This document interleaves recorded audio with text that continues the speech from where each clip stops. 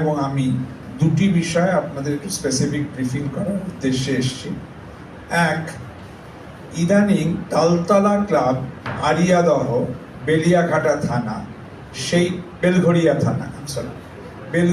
থানার যে ঘটনাটি নিয়ে চর্চা সংবাদ মাধ্যমে হচ্ছে, সেই ক্ষেত্রে তিনটি কথা বলা প্রয়োজন বলে রাজ্য সরকার মনে করছে।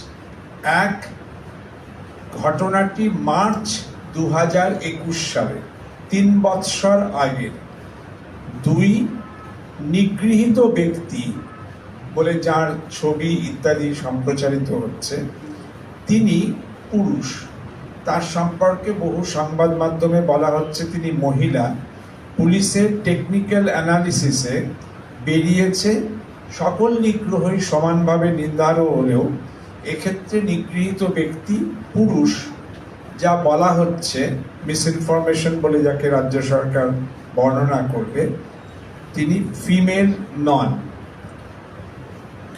পরন্তু তৃতীয় যে পয়েন্ট বলার চেষ্টা হচ্ছে সেটা হচ্ছে যে অ্যাকিউজড জয়ন্ত সিং, তিনি কিন্তু has been repeatedly arrested by the police at least 5 times in 5 cases since 2016.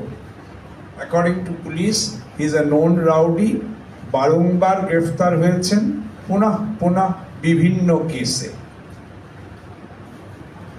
সাম্প্রতিক উপনির্বাচনের সময় দেশের নির্বাচন কমিশন যখন শান্তি শৃঙ্খলা রক্ষার জন্য রাজ্য সরকার ও প্রশাসনকে বারবার বলছিলেন, সেই সময় পুরাতন 3 বছরের পুরাতন একটি ঘটনার লিঙ্গ পরিচয় বিকৃত করে যেভাবে অপপ্রচার করা হয়েছে, তাতে রাজ্য সরকার উদ্বিগ্ন।